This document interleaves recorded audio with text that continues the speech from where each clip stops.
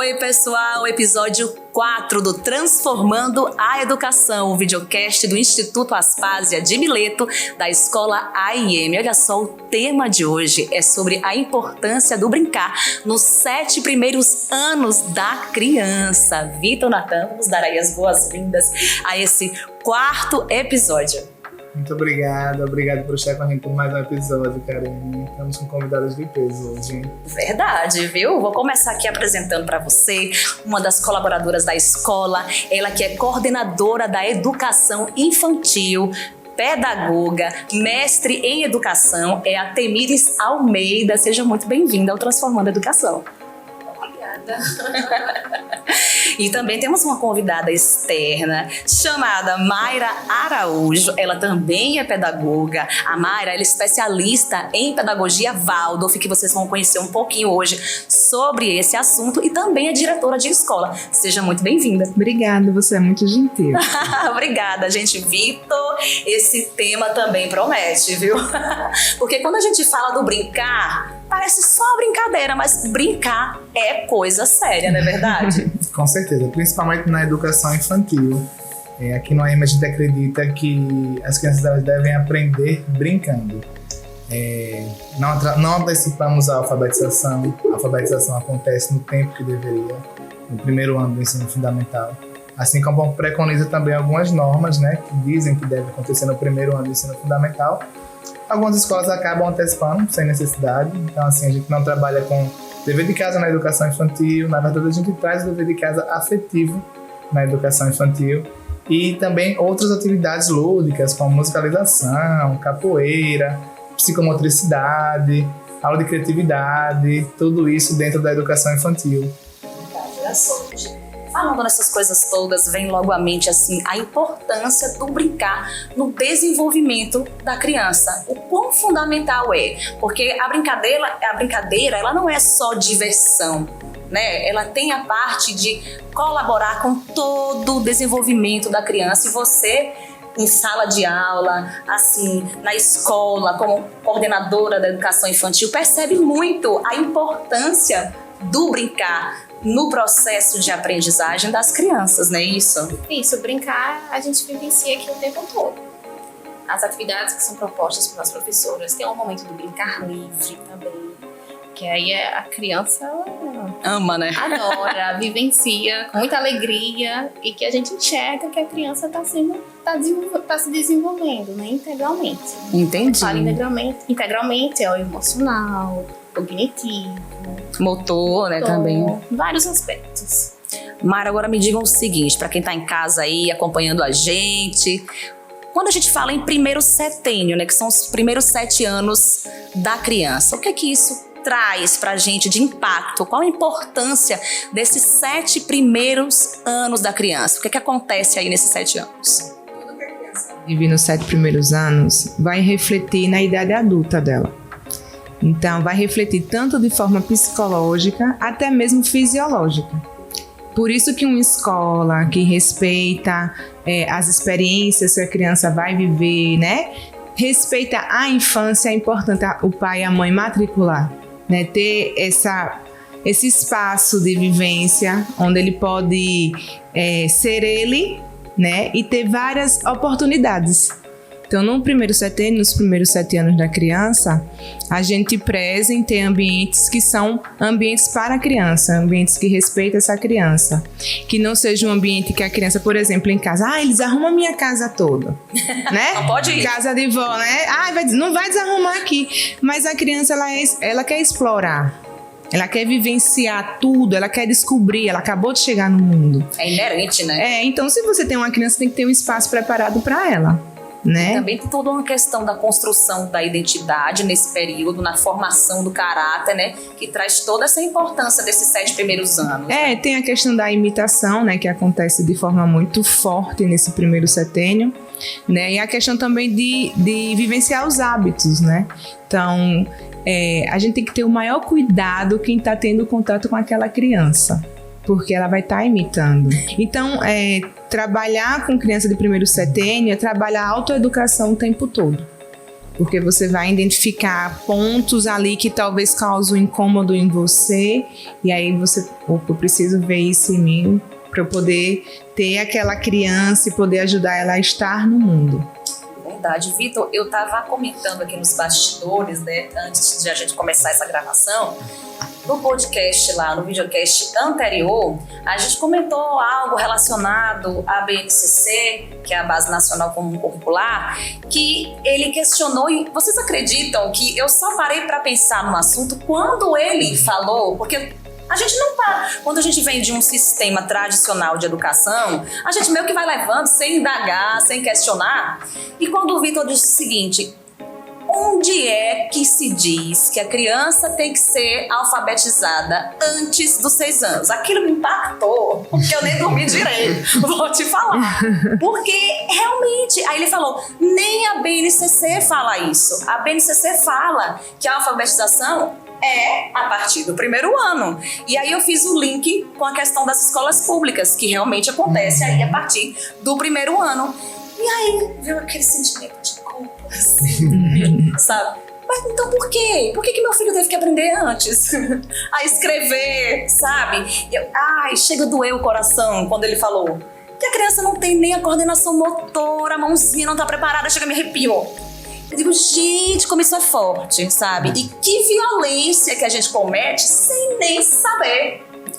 Ser então, pai e ser mãe tem que estudar. Gente, né? Eu ouvi um dia desses, tá pronto. Quem falou foi a Carolina. Carol, foi. Mendonça, ela disse, tá pensando o quê? Pra ser pai e ser mãe tem que estudar. Foi, no episódio 2. E é real, né, Vitor? De onde vem essa cobrança? Por que de tudo isso? É uma cobrança social, né? Uma cobrança cultural, né? E Aracaju, eu sou de Aracaju, nasci em Aracaju, estudei, mestrado, tudo em Aracaju, então eu posso falar como filho da terra. Aracaju é muito conservador e tradicional com relação a esse ponto. E quando você tem uma visão diferente da educação, respeitando a criança, aí você vai ter, por exemplo, uma tia que vai dizer, Vide, esse menino ainda não está sabendo ler, ainda não está sabendo fazer cursiva, o meu já tá. E aí a mãe e o pai vêm com aquela cobrança, aquele peso. Então, assim, é realmente uma questão social mesmo e cultural. E quando eu recebo pais que vêm de outros estados ou até de outros países, encontram o IEM, eu percebo que eles têm um respiro. Eles fazem um alívio, né? Meu Deus, ainda bem que eu encontrei o IEM aqui em Aracaju. Já ouvi várias vezes isso, porque realmente é uma escola que tem um olhar diferente com relação a isso. Eu me pergunto, sabe o que é? Todas as escolas, para existirem, elas têm que passar pelo Conselho Nacional de Educação Infantil, Conselho Municipal de Educação. E como é que o projeto é aprovado? Né? E como é que esse conselho... Desculpa aí, conselho. Como é que esse conselho não fiscaliza essas escolas? Porque você falou assim, na escola pública não acontece. Acontece. Tem escola pública que deixa a criança sentada 1 hora lá na cadeira, cobrindo, não sei o quê. Então, aí eu me pergunto, cadê esse pedagogo que foi formado, né? Que não continua estudando? Porque isso aí também está nas diretrizes da educação. Não tem lá dizendo, como o Vitor falou, lá não tem dizendo que é para alfabetizar. Você vai apresentar as crianças... A gente vive num mundo de escrita, né? A criança passa... E um mundo de imagens. Passa ali, ela já vê que é Coca-Cola, ela vê que é o G. Barbosa, né? E ela vai aos poucos aprendendo e consumindo desse mundo. Mas sem a pressão de tipo G, né? Vamos cobrir o G.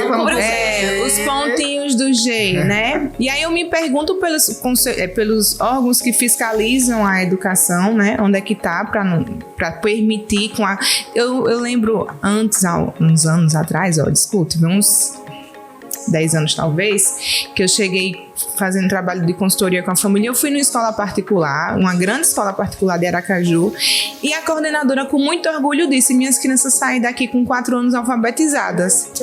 Na hora a minha cliente levantou e disse, vamos embora. Eu falei, vamos embora. Ai, meu Deus. E aí eu ainda afirmo essa questão que o Vitor falou de ser regional, né? O quanto o nordestino, eu digo assim, a gente falou de Aracaju, mas eu sinto um peso como se o Nordeste tivesse que provar que é melhor, e aí a gente tem que correr correr atrás, sabe?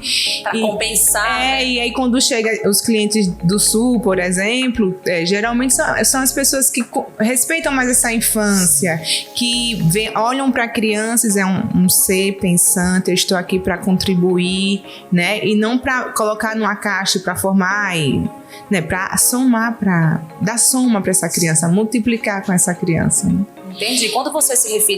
Quando eu me referi, aliás, à escola pública, é que eu estava comentando aqui que, olha que interessante, a escola pública ela começa o processo de alfabetização a partir do primeiro ano, não é isso? Isso. E as escolas particulares não, isso é muito antes. E aí é assustador quando a gente para ouvir isso, né? Veja, quando os meninos da educação pública estão entrando no processo de alfabetização, os da escola particular já fizeram a formatura do ABC. Né?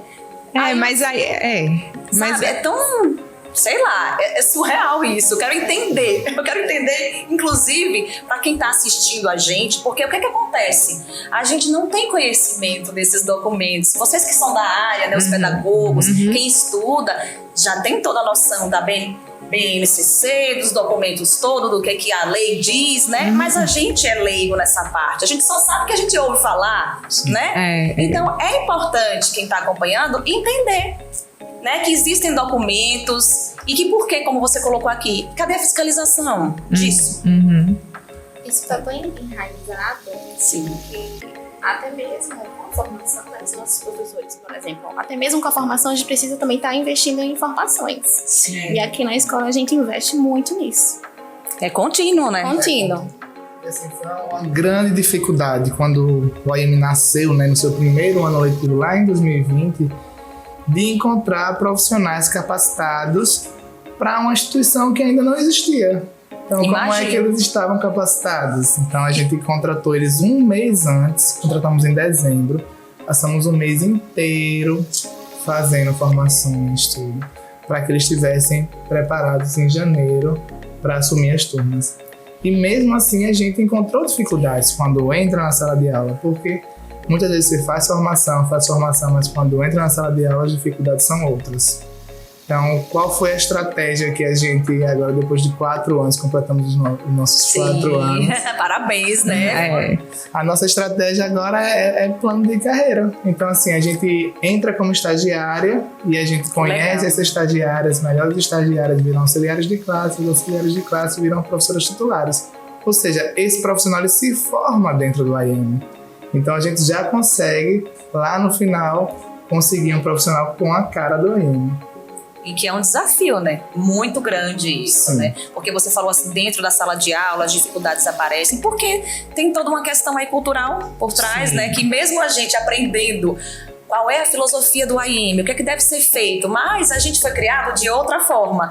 Então, vez ou outra, a gente vai escorregar. Sim. Né? A gente vai ter algum comportamento que a gente aprendeu lá atrás. E não é fácil, né? Você, de uma hora para outra, é realmente desconstruir. Né? Mas aí é onde a gente vê o norte, porque eu tô desconstruindo, mas é porque faz sentido para mim. Pronto. Entendeu? Então, quanto o professor, quando ele tem a oportunidade de estar numa escola que respeita a criança, respeita a infância, né? Que tem um olhar de tipo, deixa esse menino sentado aí por 2 horas. Diferente disso, né? O professor se permite desconstruir com mais facilidade. Pelo menos aquele que gosta de estudar, né? E é aquele que Vitor quer, que gosta de estudar. Olha só, tem que estudar, viu? Mas o que é a grande dificuldade também, né? Eu falo da educação porque a gente está na educação, mas eu acredito que várias áreas também sofram disso, encontrar profissionais capacitados. Vagas para trabalhar tem em todos os lugares. Para aqueles que são capacitados, para aqueles que realmente querem trabalhar, para quem realmente quer fazer a diferença, né? Pronto, fazer a diferença. Tem muita gente que quer apenas bater o ponto, né? E receber no final do mês, e é isso aí. E geralmente é uma pessoa que não teve uma boa infância. Aí reflete. Aí vai no primeiro CT. Exatamente. Aí reflete lá, porque, por exemplo, eu estava olhando aqui, o brincar livre. né? O brincar livre é tão rico, Poderoso, né? tão precioso, né, para o pedagogo que tá, vamos dar um exemplo, já que a gente tá numa escola, né, de um brincar livre na escola, né? Qual o trabalho do pedagogo daquele brincar livre enquanto a criança tá lá imersa no seu universo, onde a coruja já tem nome, sabe? Tina, daqui a pouco Tina vira mãe, e os cabelos de Tina, sabe? A criança vai fluindo na sua imaginação, na sua criatividade. Qual o papel do professor nesse brincar livre? Qual a importância desse brincar livre? E aí o professor tá ali observando as conquistas da criança no brincar, porque assim, muitas vezes, né, o brincar é terapêutico. Tá? Inúmeras situações. Não é preciso ser uma situação absurda para a criança poder brincar e se curar daquilo. Não, são situações que às vezes a mãe estava estressada e falou mais alto e aquilo a criança sentiu, aí ela vai lá. Mamãe, não sei o quê. E brinca, ela vai se curando, né? E vai falando, botando para fora e vai construindo um novo cenário dela, vendo que existem outras possibilidades. Então, estou dizendo um caminho do brincar, né? Só, viu? Do brincar livre. Né? Então, o pedagogo está ali observando e pode fazer seu registro, observar que a criança, geralmente ela gosta de brincar com isso, esse material que ela gosta de trazer nas brincadeiras. E aí a gente vê, porque hoje em dia as escolas, elas abraçam muitos sistemas, né? Tipo, e aí a gente compra para usar o livro, então a própria escola cria. E são sistemas bem completos. Então ele vem com plano, ele vem com avaliação. São sistemas completos que ajudam muito ao trabalho do pedagogo. E aí o pedagogo ele tem que se colocar em uma situação onde ele é único para aquela criança. Único que eu digo no observar. Quando ele chega para a coordenadora e diga, olha, Maria Cecília, ela tem apresentado muito isso nas brincadeiras. E a coordenadora chega, vai para o psicólogo da escola, como é que a gente pode trabalhar isso. Mas se o pedagogo for apenas um produtor de vamos ter que alfabetizar, venha meu filho, não sei o quê, ele não respeita esse tempo da criança desse brincar livre, né? A gente colocando o brincar livre. Aí vamos para um brincar programado, né? Onde vamos trazer experiências diversas para essa criança.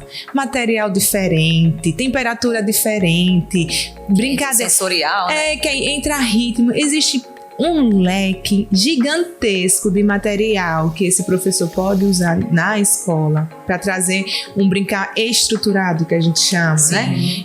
Onde a criança vai aprender através das experiências que ela vai ter naquele brincar.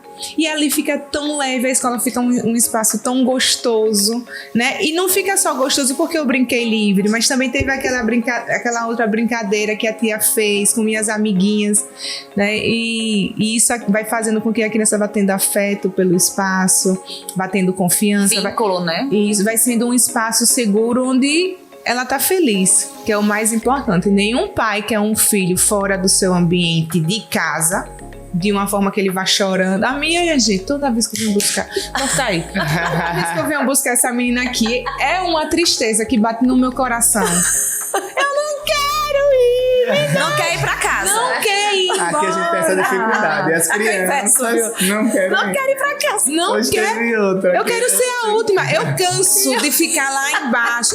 Gente, pelo menos me ajudou na academia, porque eu saio 5 do meu trabalho, eu faço de 5 a 6h20. Ela sai 6, viu? Aí quando eu chego 6h20, ela tá brincando. Feliz da vida, porque tem 20 minutos. Ela disse, já, mamãe. Eu falei, minha filha. Minha filha quer trazer a cama pra cá. Então, a Cecília tá aqui desde os 2 anos, né? Então, pra ela é a escola dela, ela tem prima que estuda em outra escola, tem uma prima que estuda aqui também, mas ela não se vê dizer assim, mamãe, eu queria estudar na escola de fulano. Sim, não, porque tem isso, né, das amiguinhas e tal. Isso, não existe essa possibilidade.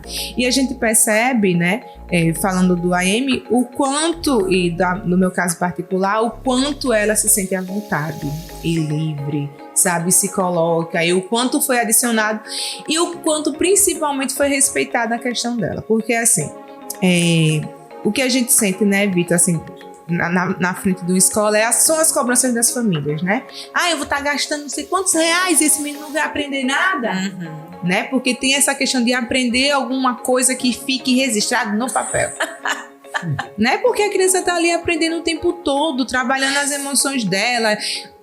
A farda de Cecília, ainda bem que é outro humano na educação infantil, porque não tem um ponto branco mais, porque é tinta, é cola, todo dia tem alguma coisa que ela vai explorar, algum material, e ela se sente à vontade. Então quando ela chega em casa ela já está segura, porque já explorou isso aqui, já pode usar em casa também, né?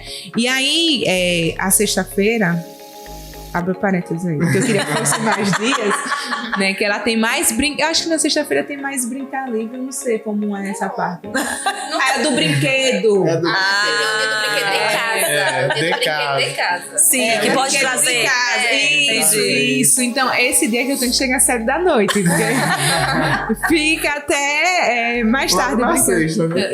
Logo sextou, Por que gente. você não bota assim, venha buscar seu filho só no sábado? A noite do pijama, não sei o quê. Enfim, mas eu esqueci o que eu ia dizer. A noite do pijama me pegou tão forte que eu ia gostar. Você tava falando que ela se sente tão à vontade, né? Porque tá aqui fazendo as suas coisas, que livre. E você percebeu isso, essa diferença, né? Não, e o ponto que eu acho interessante, que a gente, quando está na coordenação, na gestão, é que a gente tem que explicar realmente, instruir essa família. Porque ela vem com aquelas cobranças porque ouviu de outro lugar. Com relação à alfabetização, com relação ao brincar. Eu já ouvi também uma mãe perguntando, falar: porque eu fico vendo pelas câmeras, porque até a maternidade a gente disponibiliza as câmeras ao vivo para os pais. Eu fico vendo pelas câmeras e eu fico vendo que a professora está sentada só vendo eles brincando. Só. Ai, como é difícil. A gente tem que explicar que aquele momento foi preparado para isso, que a gente tem todo um momento, uma rotina para isso, e existe uma finalidade, e aí vai instruindo, e a pessoa vai entendendo. Vai entendendo. Tem que explicar, né? Porque às vezes não é questão de ser ruim ou bonzinho, não é porque a gente não está acostumado, a gente não sabe também. Né? E aí cabe à escola explicar, não, né? Isso é aberto a entender, né? Que o brincar na educação infantil, né, no primeiro setênio, ele é primordial. Então. É que nem respirar, não existe essa possibilidade de não existir o brincar. Então, criança, ela não precisa. Se tivesse uma criança aqui, ele já tinha pego uma coisa, já tinha pego. Porque quer explorar, quer descobrir. O brincar permite isso, né? A interação com aquele objeto e vai, quebra talvez ou não quebra, né? E desenha. Então, é uma fase, né? O primeiro setênio é uma fase de descoberta o tempo todo, né? Curiosidade mesmo. Isso, então, se você poda a criança, você tem que ficar aqui, né, só sentado, e agora você vai fazer isso, agora você vai fazer aquilo, e não permite você conhecer. Não estou dizendo que não tem que ter ritmo, não tem que ter rotina, tem que ter, é importante, isso dá segurança para a criança, né? Isso dá um respiro também para o pedagogo, para o professor. Mas é observar essa criança, o que é que ela gosta, o que é que ela não gosta. E é tão rico quando, assim, como coordenadora, né, que a gente chega e recebe desse professor. Não, porque minha turma gosta disso, eu observo que minha turma é mais para aquilo. Aí você vê o valor do professor e está observando exatamente a sua turma, né? O brincar dele. E o brincar é onde mostra. O brincar, minha gente. Veja, eu não sou psicóloga, mas eu sei que muito psicólogo usa o brincar, né? Psicólogo infantil. Então, porque ali a criança extrai muita coisa. A criança apresenta o mundo dela no brincar. Ela apresenta os interesses dela no brincar, né? E falando aí no brincar, né, Temíris, aqui vocês usam também, é uma diversidade, como a Mayra colocou, porque existem as brincadeiras, como você estava explicando, estruturadas, né, e as livres, e cada uma tem as suas finalidades. Aqui na escola, vocês têm uma infinidade de coisas, para criatividade, para o raciocínio, cada uma tem um objetivo. Como é que vocês fazem? No momento do brincar livre, né, a criança livre. Decide, a criança decide. O que a gente oportuniza são os espaços, de repente na quadra, no solário, na sala de aula, e eles adoram brincar com os Legos que nós temos aqui na escola. E aí eles começam a construir, fazem carro de bombeiro, né, fazem um avião, vai a imaginação da criança, mas é o momento deles serem criativos, gostam bastante. As brincadeiras mais estruturadas, a professora também organiza, né? Faz toda uma proposta em cima. Então, brincadeiras cantadas, traz músicas para as crianças também cantarem, dançarem. É como você passar o conteúdo aliando a brincadeira, né? Você pega essa questão pedagógica que vocês têm de inserir o brincar, as brincadeiras, mas aquilo ali tudo tem um ensinamento, que não necessariamente é a matemática, é a história, mas que também pode ser incluído nisso, vocês podem aliar as disciplinas, né? Sim. Mas assim, o quão poderoso é essa questão, né? Porque criança gosta de brincar. Então, assim, é um meio tão assertivo de fazer com que elas entendam diversas coisas, né? Que eu acredito que a escola, né, Vitor, vocês têm essa visão de que, às vezes, quando chega um pai e uma mãe com esse questionamento, aflito, mas essa brinca, né? Mas o que é isso? E essa é a principal finalidade de estar na escola, principalmente no maternal, que é 1, 2 e 3 anos. Por que eu vou colocar essa criança na escola e não vou deixar em casa? Vai fazer o que essa menina na escola? Vai socializar, vai brincar, vai aprender brincando. Então, assim, a gente trabalha, obviamente, tem todo esse olhar pedagógico e isso também é um grande diferencial de estar em uma escola e não estar, por exemplo, com a babá em casa ou com a avó cuidando. Primeiro que vó, eu acho que nem pra cuidar, é pra brincar, é pra mimar, se divertir com a criança e não se colocar em uma responsabilidade. Mas existem essas famílias que precisam desse suporte, que é uma rede de apoio maravilhosa, inclusive, também. Mas por que não estar na escola? Com esse olhar pedagógico, com essas possibilidades de desenvolvimento que são gigantes, e que tem pessoas preparadas e que estudaram para isso. Entendeu? Isso que eu ia falar, de pessoas preparadas, faz toda a diferença. Os 3 primeiros anos da criança, né, ela conquista, dentro da pedagogia Waldorf, a gente estuda isso, são as conquistas maiores, porque a criança nasce em aproximadamente 1 ano. Ela faz o quê? Ela anda. Que todo mundo fica esperando os primeiros passos. Então, veja, em aproximadamente 1 ano. É um tempo muito curto para uma conquista tão gigantesca que é andar, né? Depois disso, ela vai...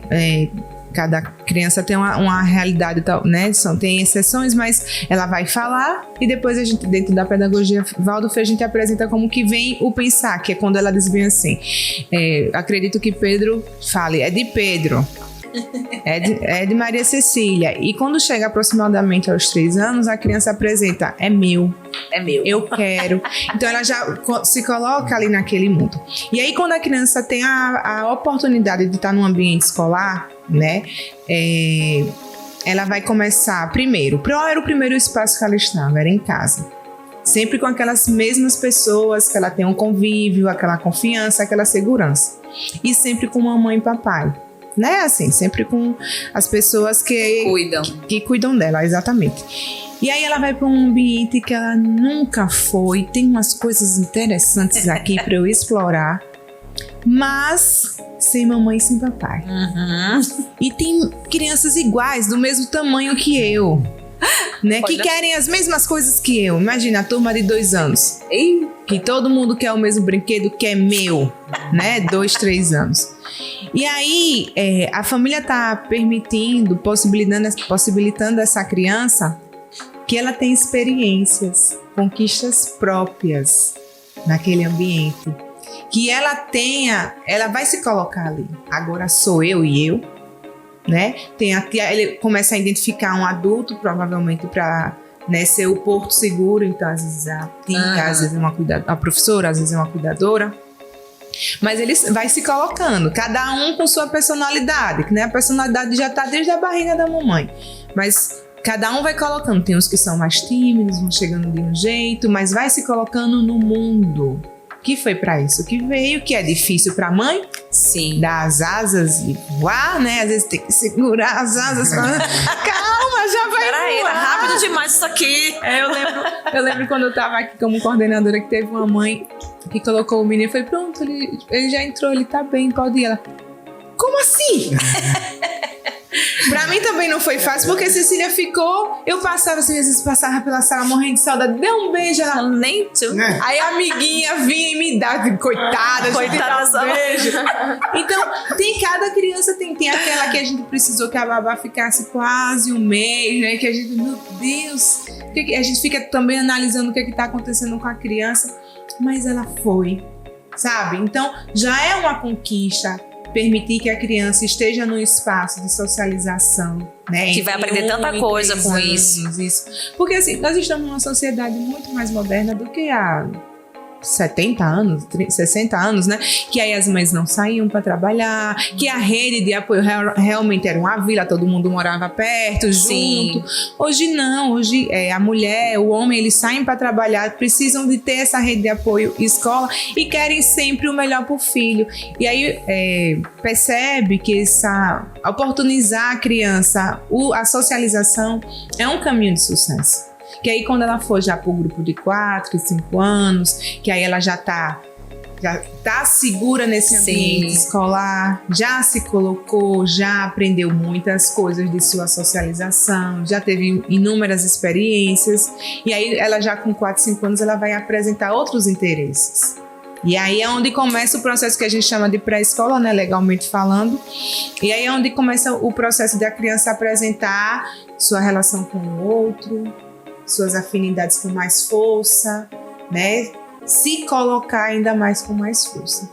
E aí ela vai ter essa segurança toda para quando chegar no seu primeiro ano, estar pronta ou não, porque cada um tem seu tempo, para ser alfabetizada, para passar mais tempo sentada, para pegar no lápis e realmente conseguir construir uma letra num espaço de linha.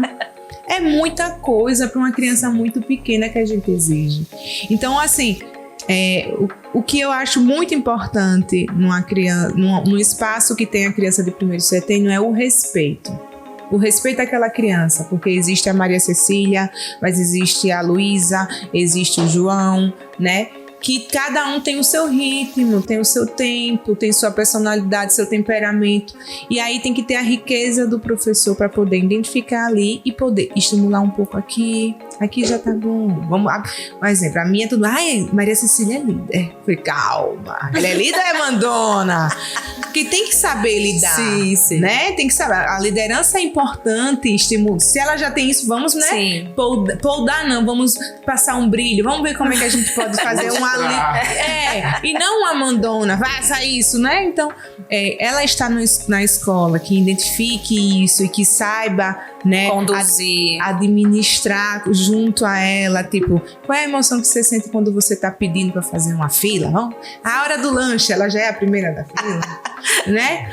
Então, é importante para a gente ter já desde o começo, né, da vida dela, um espaço que observe isso na criança, observe como ela é, né, as pessoas, e os destaques, ela é muito tímida. Sim, timidez não é um problema. É porque a sociedade vê como um problema, né? Mas como é que, tipo, isso tá prejudicando a ela não quer ir brincar por conta. Não, criança sem brincar já é alguma coisa aí, a gente já... Liga o sinal de alerta. Mas essa timidez, como é que a gente pode quebrar um pouquinho? Como é que ela pode entrar num brincar? Será que quando ela tá brincando, ela tá tímida? Ela se transforma. Minha gente, Maria Cecília não é bem assim, não. Quando ela tá brincando, ela é tímida. Tô dando um exemplo, né? Entendi. E aí é importante a gente, como eu já falei, ter espaços e permitir que as crianças tenham espaço, né? Criança legalmente até os 12 anos, mas a gente tá focando aqui na criança de educação infantil, né? Que é até 7 anos, 6, 7 anos. É importante que ela tenha espaço que respeite ela. Respeite a criança. Aquela criança é um ser que está na minha frente, que tem personalidade, que sabe o que quer, sabe o que não quer. Suas vontades, né? Tem suas vontades, o que gosta, o que não gosta, o que acha bonito, o que acha feio. E que vai se permitir que aquele feio se torne bonito. Então, que professor é esse? Que espaço é esse que vai observar essa criança e vai respeitar e aprender com ela, né? Verdade, acho que você vê bem isso, né, Temíris? Assim, essa questão do respeito e da individualidade de cada criança. Sim, bastante. É uma responsabilidade em tanto, né? por isso que eu citei que os professores precisam estar nessa formação constante, a coordenação, toda a escola, né? Pra gente estar sempre desenvolvendo.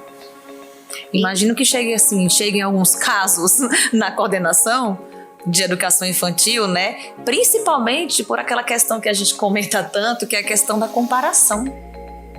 Que é terrível. Você deve ter uns casos aí. Acontece.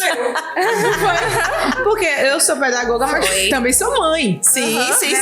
Aí eu fui falar, aí tava eu e uma mãe conversando, aí na hora a coordenadora disse... Ela falou bem assim, as mães sempre fazem comparação. Aí na hora eu me toquei, nossa, eu tô fazendo comparação. Tá vendo? Sem, né? Inconsciente, assim. Ela tá sendo mãe. Tão bom.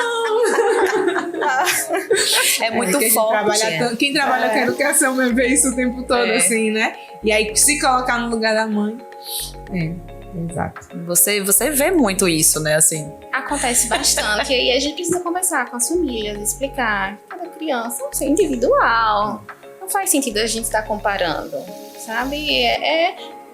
Olhar para a criança, entender quais são as necessidades dela e trabalhar em cima disso. Cada uma tem um ritmo, né? E também tem a questão das habilidades. Às vezes, uma destaca em uma determinada área, outra em outra. E vocês que estão aqui no dia a dia vão percebendo e pescando isso, né?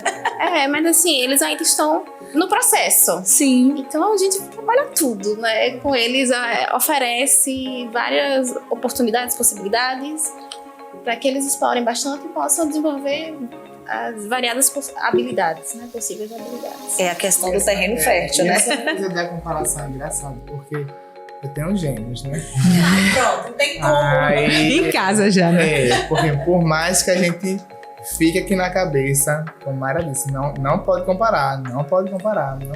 Mas naturalmente a gente acaba percebendo as diferenças das coisas, porque são seres diferentes em que pede sejam gêmeos.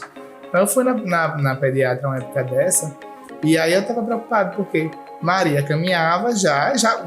corria já, e Pedro ainda não estava caminhando, mas já estava falando algumas pequenas palavras, e Maria estava caminhando e sem falar ainda. Aí eu, meu Deus, e agora? Como assim? Não tem 1, 2 mais 2? Não é fazer isso? E aí ela passou a informação que eu também tive conhecimento naquele momento. Ela disse, olha, Vitor, quando a criança ela desenvolve uma habilidade, a outra demora mais um pouco. Maria desenvolveu primeiro a parte motora, então a parte da linguagem dela vai demorar mais um pouco. Pedro desenvolveu mais a linguagem, então a motora atrasou mais um pouco. E tá tudo bem, isso faz parte, entendeu? Então assim, é entregar e... Entrego, confio, aceito e agradeço. E tentar entender esse processo, entender essa criança nesse processo dela, que não é nosso. É dela. A gente fica muito... Né? E estar junto, né? Sim. Porque para a criança é muito importante a presença. ter alguém junto. Não necessariamente, voltando aqui pro brincar, não necessariamente brincar junto, né? Mas eu percebo, às vezes eu tô lá lavando os pratos, Cecília sai, vem pra perto de mim. Aí brinca, continua do que ela perde. Aí eu saio da cozinha, vou pra outra. Ela vai. Ela quer ver o que a gente tá fazendo também. Porque lembre, a criança ela quer aprender tudo. Então ela vê que você tá produzindo algo que tá tendo tipo, tô lavando, tá tirando daqui, colocando aqui, tirando daqui, colocando aqui. Isso, olha que fantástico. Será que é legal fazer isso? Aí daqui a pouco vem, deixa eu lavar também. Né? Ou então a brincadeira dela tá tão gostosa que ela continua brincando aí, olha aí, continua brincando. Mãe, não sei o que, e a gente participa. Então é importante a gente estar disponível também, ser esse adulto disponível para a criança, para observar essas conquistas da criança, né? E estar junto na caminhada. Ou só não falar primeiro, ou caminhando junto primeiro. Mas é uma felicidade enorme, né? Participar da construção da vida de um ser, né? Você tá ali dando amor o tempo todo. E é o que eles mais precisam, né? Porque criança, a gente às vezes cansa e fala um pouco mais alto, né? Se estressa e eles sentem na mesma hora. Às vezes se expressam, dizem que sentiram, às vezes não. Às vezes guardam, né? Depois. Vezes, mas continuam mandando. Né? Não é que a Camila me chamou de feia, não quero mais olhar para ela. A gente deveria aprender com as crianças a ressignificar, né, as situações e permitir que o amor seja o norte, né? Que criança ama. Na verdade, a criança ela acredita que o mundo é bom. Então, se o mundo é bom... Pureza das crianças. Exatamente. Ela acredita que o mundo é bom, ela confia, ela vai e confia, né? E a gente tem que mostrar realmente que o mundo é bom, né? E sermos seres bons. Fica tão... E que passa acontece todo isso, que acontece aquilo. o inverso. O mundo é assim mesmo, que a vida é assim, entendeu? Tá pensando que é só brincadeira, não é? E tipo, isso não quer dizer, eu fico falando de uma forma, não, limites é dar amor. Sim. Né? Você dizer pro seu filho, não, agora não é hora de tomar banho de piscina mais. Você tá dando limite, você tá ensinando, você tá dando amor, você tá cuidando. Por mais que ele... eu nem tomei banho de piscina direito. E começa os argumentos, né? Mas você tem que estar firme com a sua escolha, né? Que saber que foi a melhor pra sua criança, né? E mostrar pra ele que você tá cuidando. Não, filho, não é mostrar com argumentos. Não, porque a temperatura da água... Na aula de química, não. Mas olha, agora... E tem coisas que você não precisa justificar muito. Olha, mamãe sabe que agora não é hora mais do banho. Já passou, você já tomou seu banho de piscina hoje. Então agora você vai tomar seu banho de chuveiro e brincar de outra coisa. Né? E ele vai te testar, né? Uma criança de 5 anos, com vários argumentos, né? Ela já passou por aquela fase do 0 aos 3 anos, então ela... Cecília tem argumentos, né? Pula essa parte. Que tem a vida é assim mesmo. Corta aí. A gente esquece toda a teoria, entendeu? Vamos pra prática. Não, você pensa que eu quero chegar em casa e lavar prato? Eu não quero não. Eu não quero não, mas eu tenho o que fazer. Então você vai chegar em casa e vai tomar banho, sim. É uma loucura, viu, gente? Quem é mãe sabe, quem é pai sabe, quem cuida sabe. Que tem horas que a gente pira.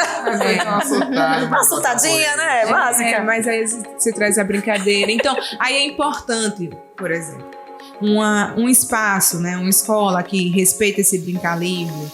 A depender de como foi essa minha conversa com ela, o que tenha causado com ela, ela vai trazer. Eu quero brincar de mamãe e papai. Eu já cansei da professora dizer assim, hoje Cecília foi você. Eita, meu pai. Meu Senhor. Também acontece da criança chegar em casa e reproduzir a professora. Sim. Também acontece o inverso também, é verdade. Muito. Ninguém se esconde nessas brincadeiras. Ninguém escapa. Ninguém, porque eles reproduzem. Sim. Daí onde a gente fica, né? Não, ele não tá inventando isso, gente. Não é possível. A gente diz dentro da pedagogia Waldorf que esse primeiro setênio é o ano é o grupo da imitação. Então, eles vão pegar a sua essência mais verdadeira quando você está reproduzindo aquilo ali. Vou dar um exemplo. Sabe aquela topada que você dá no dedo midinho? Na hora você grita, você fala... Vai na lua. Pronto, se a criança tá ali, viu, tenho certeza que ela vai procurar uma oportunidade de mostrar aquilo que ela aprendeu. Outra coisa é, filha, quando você for comer, você vai ter que fechar a boca ao mastigar. E outra coisa é, filha, eu comendo lá que nem um exemplo que você é, né? Então, o tempo todo ela tá ali imitando as situações, ela tá aprendendo. A gente não pode esquecer disso. Que o tempo todo a criança tá ali sendo a buchinha, pegando tudo que tá ao seu redor. Educar pelo exemplo, né? Exatamente. Então, para ser um bom exemplo, tem que ter uma alta educação. Porque, né, a gente foi criado com o ensino tradicional, como você falou, né? Então, muita coisa está sendo reconstruída.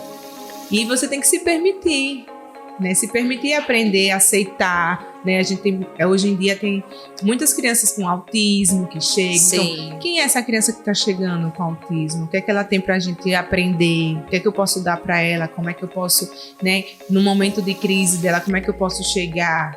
Né? E não dizer se isso é birra, isso é manha. Que é o que a gente faz muito, né? Né? Isso aí é aí a gente, manha. Aí a gente volta para aquela questão que eu falei, é respeito. E aí, respeito você dá com conhecimento. Veja, não sei lidar não, eu sou criança, deixa eu ler, deixa eu me formar. E aí é se permitir aprender para poder realmente construir uma criança que futuramente ela seja um adulto saudável, psicologicamente falando, fisiologicamente falando. Né? Hoje em dia a gente vê tanto, você está com dor na coluna, sobrecarga psicológica disso e daquilo. E aí você vai numa consulta e começa a ouvir, meu Deus, é isso mesmo, a pessoa me conhece. Então, veja que o emocional está ligado ao físico. Tudo, né? Então, se você não respeita a criança, né, não conversa com ela, não permite espaços de experiências e que ela desenvolva as inúmeras habilidades que ela possa, né, ter, você está podando um futuro ali, né, e causando traumas. E futuramente vai ser aquela pessoa que talvez seja um médico que te atenda, né? Olha a talvez seja responsabilidade. o juiz que toma uma decisão e aí tem os traumas dele ali por trás. Então, assim, um professor que o quanto eu vejo, corta, pelo amor de Deus. A gente tá falando assim, vira e mexe nesse termo da pedagogia Waldorf, que é o que a Mayra estava explicando, né? E aqui no AIM vocês têm uma outra metodologia, mas que você acaba pescando de várias metodologias, né, Vitor? Como é que é isso? Eu estava conversando com uma mãe que eu estava apresentando na escola e eu estava dizendo para ela que a gente tem que entender aonde a gente quer chegar com a educação, ter um propósito, ter uma finalidade. E daí a gente bebe de algumas fontes, porque eu não acredito que exista uma pedagogia pura e perfeita para ser aplicada em Aracaju, 2023, pós-pandemia. Então eu me seguro naquela pedagogia que foi feita às vezes no exterior, em outro contexto histórico, para ser aplicada em sua integralidade. Você tem que ter os fios, você tem que ter uma visão crítica. Então a gente tem a nossa base, que a nossa base é socio-interacionista, a gente trabalha muito com as relações sociais. E a gente vai bebendo de algumas fontes. Bebe da fonte do Waldorf, bebe da fonte do Montessori, bebe do tradicional, porque o tradicional também. Não vamos necessário. Não vamos jogar a gente tá dizendo que é tudo tradicional. Todo ruim. mundo aqui foi formado no tradicional. Exatamente. E ele tem a sua importância e o seu valor, mas ele tem que ser revisitado com esse olhar que a gente tem hoje. Então a gente tem que saber inicialmente onde a gente quer chegar, porque senão se torna uma coxa de retalhos também, né? Verdade. Eu estava observando também uma das questões da pedagogia Waldorf, que tem o contato com a natureza, que vocês também trazem aqui, né? Não é esse contato, essa questão do sensorial, das percepções. Vocês trabalham também aqui, né? Sim, especialmente este ano, a gente está trabalhando sobre sustentabilidade. Então, as crianças fizeram uma hortinha, tiveram contato, puderam plantar. Na verdade, a gente planta quase todo mês, né? Aqui. Qualquer oportunidade a gente tá plantando, pegando em areia. Tudo de terra. Assim, você tava na escola agrícola, você tava na... Você tava aqui fazendo, que sítio. A roupa vai suja. Então, assim, é algo que a gente tá fazendo o ano todo, né? Com as crianças, de sempre, em qualquer oportunidade, tá plantando com elas. Esse mês, novamente, a gente já vai fazer a plantaçãozinha do girassol com as crianças. Mas não somente isso, né? Sim, Temos sim. as abelhas também. Sim. Aqui na escola, e a gente está estudando muito com isso. Nas brincadeiras, a gente também traz a natureza, de certa forma, aqui para a escola, né? No nosso solário. Observando as estações. Sim, que também tem muito a ensinar, né? Uhum. Essa percepção é muito importante, né? Essa questão do contato com a natureza, porque é tão rico, né? São tantos elementos a serem explorados. E muitas vezes a criança que mora em apartamento, por exemplo, eu moro em apartamento, meu filho não ia ter esse contato, minha filha não ia ter esse contato se não fosse na escola. Não ia ter esse contato. Agora é engraçado que vocês estavam falando aqui, eu tava me lembrando. Como todos os assuntos que a gente já fez vão se comunicando, né? Eu tava falando isso com eles, Porque todos se interligam. A escola é isso, a escola é vida, a escola é isso o tempo todo. Então a gente tá falando do brincar, fala de autoconhecimento, Das artes. fala das artes, fala da sustentabilidade da educação ambiental. O primeiro episódio. Que foi o primeiro episódio.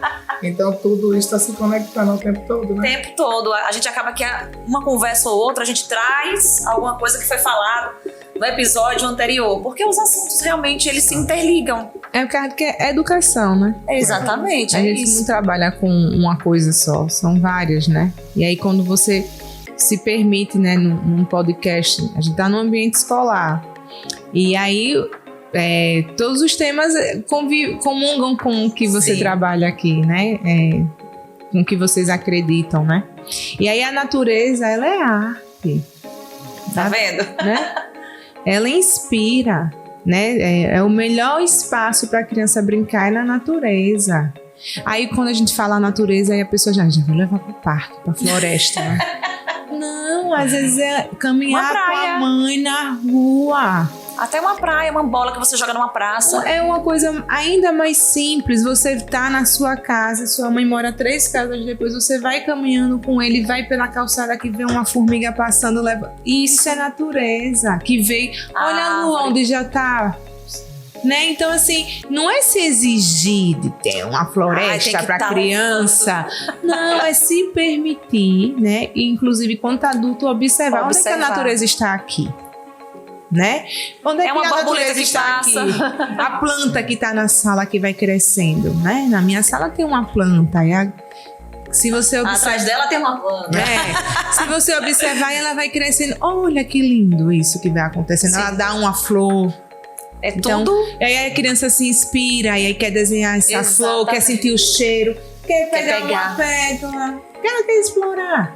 Né? Então, a natureza, a gente não pode pensar assim, mas nessa escola não tem nada de natureza. Tem sim, tem um solário aberto que eu vejo o céu. Tem plantas. Tem plantas que eu Tem vejo as abelhas. crescendo, as orquídeas que agora já estão florindo. Né? Ai, Que aí elas apresentam a estação que vai chegar. As orquídeas, eu sou apaixonada por orquídea. Meu Deus do céu. E aqui aí tem uma parte ali que tem as orquídeas que aí ela apresenta a primavera. A primavera tá chegando. Então, respeita esse ciclo natural da planta. É uma oportunidade. E às vezes não é muito, é vir com um bebê, com a criança de 1 ano, 2 anos. Olha, vem, vamos sentir o cheiro da flor. Né? Vamos sentir esse cheiro. Minha filha pega o manjericão e come. Sempre teve sempre teve disponível o manjericão. Sim. Uma coisa simples, em apartamento a gente planta manjericão. Então, a natureza é vida, a natureza é arte, ela traz o belo, né? A beleza, às vezes é só E ensina, né? E ela ensina o tempo todo. Assim como a criança. Ensina para você o tempo todo. Dentro da pedagogia Waldorf, também tem a questão do uso limitado da tecnologia. E como é que vocês fazem hoje? Porque, assim, é algo tão forte, né?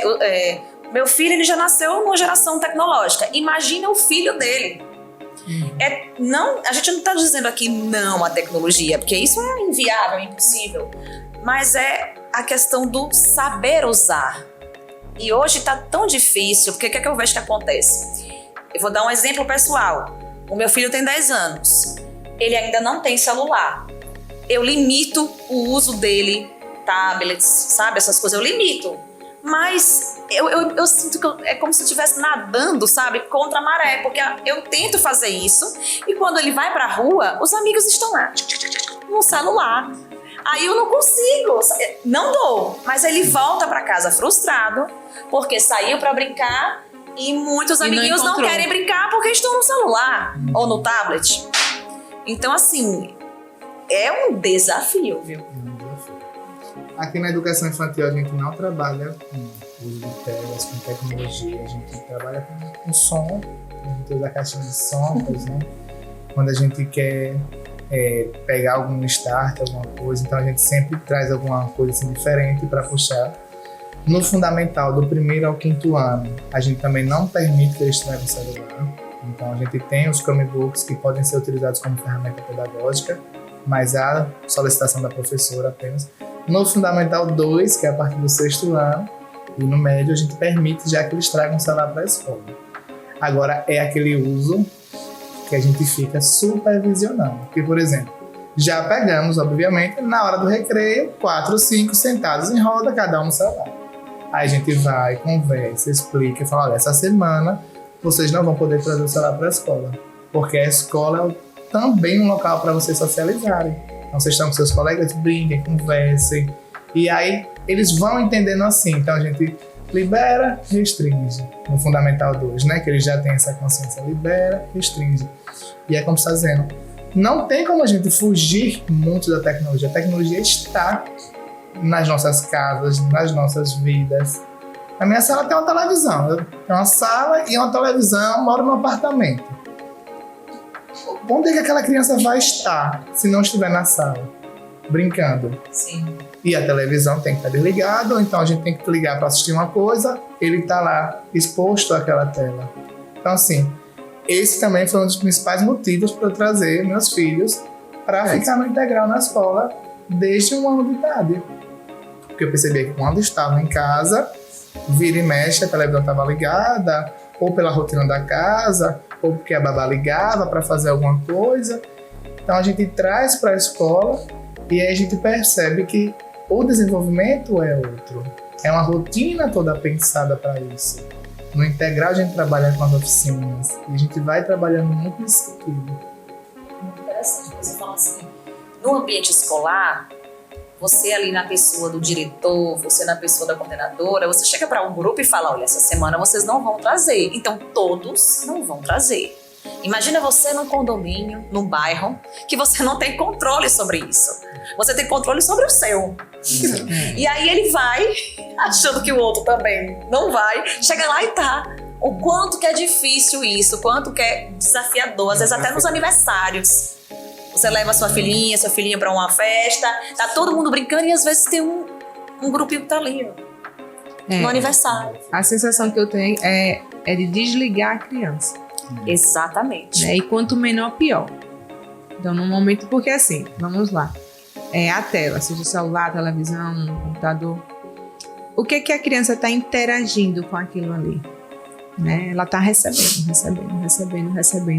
E aí ela tá... Criança é movimento puro, né, Temires? A gente vê, a criança não para. Construção de músculos, ela não para. Mexe pra lá, mexe pra cá, o tempo todo.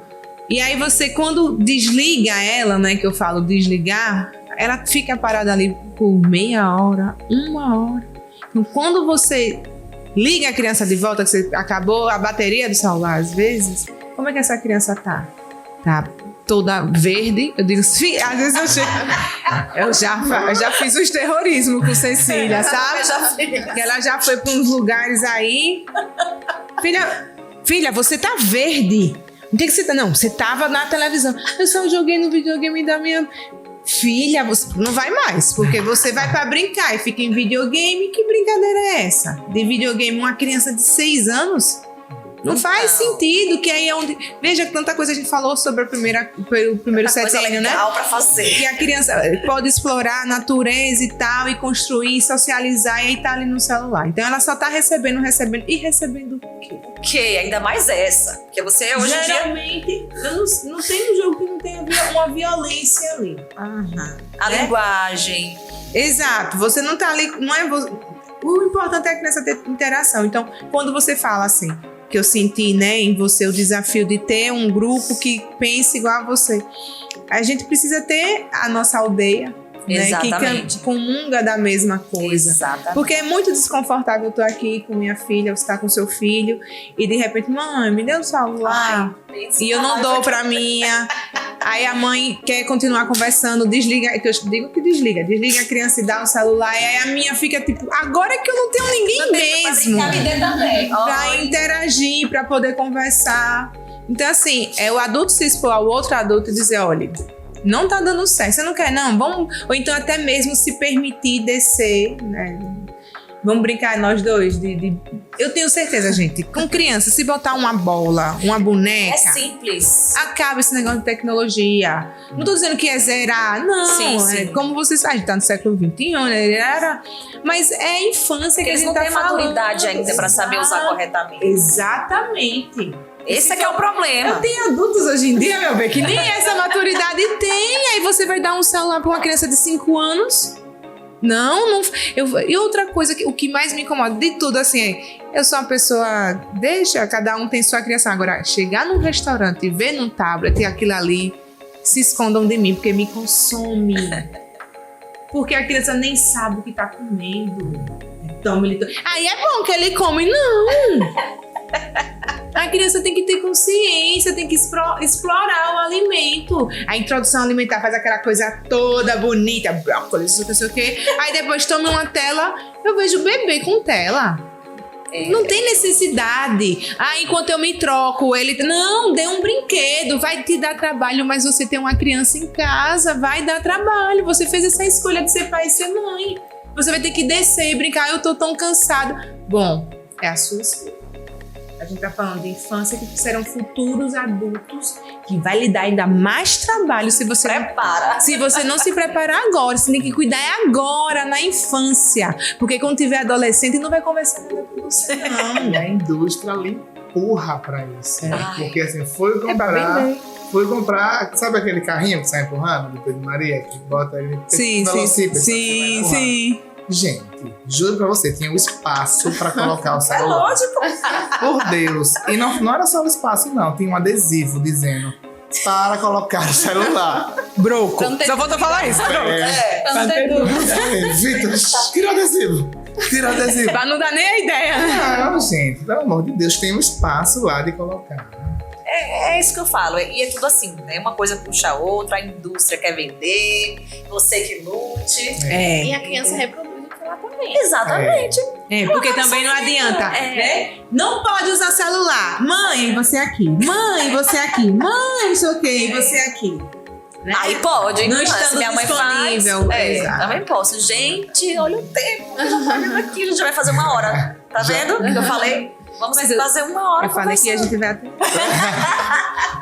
Eu queria encerrar o podcast aqui, o videocast de hoje, com uma questão que você colocou também em alguns dos que a gente já gravou, que foi assim, o seguinte: poxa vida, a educação infantil, ela passa tão rápido, né? Esses 5, 7 primeiros anos assim. Então, por que você ficar cobrando tanto de uma fase que vai passar tão rápido e depois disso as demandas vão aumentar? Vai ter o momento certo de cobrar.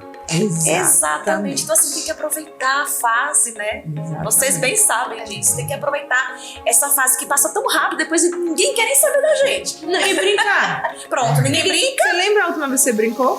Eu, porque sou muito moleca, tá, gente? Eu sou uma exceção. Porque eu sempre gostei, eu sou daquela que senta no chão, sabe? Que pega nas tintas. É de mim, sabe? É uma coisa da minha personalidade mesmo. Eu gosto da parte Mas artística. eu quero falar o brincar. Sim. Você lembra de seu brincar na infância? Um pega-pé? Eu era muito criativa. Né? Eu criava histórias. Ai, que lindo. Mas esse brincar, hoje a gente quer explorar uma arte, a gente quer fazer uma aquarela, uma coisa. Não é igual como é na infância, né? E ainda dizem assim, na minha formação em pedagogia, não em pedagogia Waldorf, o brincar. A mesma forma que a criança se dedica ao brincar, ela vai se dedicar ao trabalho. Olha. Aí no momento que você vai cortar esse brincar no espaço escolar, por exemplo, no momento que você vai cortar esse brincar porque você vai dar uma tecnologia, que adulto é esse? Que a gente não tem nem ideia, né? Porque esse negócio de tecnologia é muito novo. Na minha época de moça, não faz muito tempo, eu tinha um computador aquele, não? Eu achava... E o celular, que eu falava por 3 segundos. Tinha aquelas técnicas. E a internet, que pra entrar tinha que ser de noite, que é mais barato. Era discada. Caía toda hora. A gente é da época de desenho que tem intervalo. A gente tinha que esperar. Exato. E isso era maravilhoso. Hoje ninguém quer esperar nada, não. É. Dá um segundo, passou uma propaganda, já estão tudo chorando e reclamando. E o pai besta, e digo eu, paga o YouTube Premium Pra não ter. Olha aí, porque senão ele não reclama. Aí paga o prêmio. A gente Eu quero é paz. Engolido. A verdade é essa. Mas a gente tem que ter. A gente tem que ter consciência, assim, da escolha que você está fazendo. Você vai pagar o YouTube Premium, tudo bem. Você sabe que mais na frente você vai pagar um preço por isso. Né? Não, mas pode ter situações que desconstruam isso, mas a gente tem que ter consciência das nossas escolhas. Eu vou ser mãe, de novo, sabe que vai ficar sem dormir, você sabe que vai ter que estar disponível para a criança. E aí, muitas mães que estão aqui ouvindo e vendo vão dizer: ai, passa tão rápido. Que é o que a gente mais escuta. Passa tão rápido. Então, gente, fiquem disponíveis para suas crianças, né? Esqueçam tecnologia. Fiquei muito feliz em você falar que seu filho com 10 anos não tem celular, né? Então, me pede já. Me pede, porque os amigos todos têm, ele não. Mas ainda estamos aqui firmes. Porque eu vejo que não tem maturidade ainda pra isso. E cada Exato. criança é única. Exato. Tem E cada criança família com tem 10 sua anos, escolha. exatamente. Mas mesmo assim, eu acho que 10 anos. Sim, né? eu acho sim. Eu acho que assim, celular, na verdade, só ensino médio mesmo. Né? Porque aí também ainda não tem maturidade, mas já tá numa puberdade aí. Ainda mais essa. Né? Já é diferente, né? Legalmente não é mais criança, né? Ensino médio o quê? 15 anos? Sim, mais de 15 anos. Então, aí eu acho que poderia realmente ter o celular. Porque se acontecer alguma coisa, eu quero falar com minha mãe, tio Vitor. Você não vai ligar, não? Uau. Na mesma hora, eu quero falar com minha filha agora. Tem Miris, tem como passar pra Cecília? Vai. Então, pra que essa necessidade de celular? Pra que o celular? Não pode. Até isso a gente tá aprendendo hoje em dia, né? Tirar foto, né? As pessoas. E outra coisa que eu tenho observado também em criança, tem crianças que não estão querendo o celular. Que às vezes, eu quero filmar. Não tire foto minha. Não publique. Eu vivo isso muito como mãe e como tia. Então, dentro da pedagogia Waldorf, a gente vê que na escola que eu trabalho, né, que tem inspiração em pedagogia Waldorf, a gente também não tem nenhuma tela, né, não tem TV. E a gente cansa, às vezes, de chegar. Gente, a gente chega, às vezes, na creche, tá lá, a galinha pintadinha. Aí o pedagogo tá ali, pelo amor de Deus. E a galinha pintadinha na televisão. Pedagogos, não façam isso, por favor. Primeira vez que eu tô olhando pra câmera. Não façam isso. Se deem. Vocês estudaram. Agora, né? Vocês estudaram tantos filósofos sobre infância, né? Sobre história social da criança. Pra ir se expor a botar galinha pintadinha enquanto eu tomo um café. Não existe enquanto eu tomo café. Mas enfim, vamos respeitar mais a infância, as crianças, né? E permitir que elas tenham contato com espaços assim, que façam exatamente isso. Respeitem, dêem oportunidades, né? Permitam que ela aprenda através das experiências e que elas aprendam através das experiências e que elas explorem cada vez mais suas habilidades, conheçam habilidades que elas têm e que podem ser acessíveis para elas. Meninas, muito obrigada pela participação de vocês. A Temires, a Mayra, o Vitor, que está sempre aqui dando esse suporte, né, Vitor? Obrigado também. Vocês não esqueçam de acessar o Instagram do Instituto Aspásia de Mileto, que está passando aqui na tela, para saber mais informações sobre a escola, conhecer mais um pouquinho, né? E, claro, até o nosso próximo episódio com um tema melhor que o outro. Todos estão assim, ó, interligados, né, Vitor? Verdade, sim. Cheiro.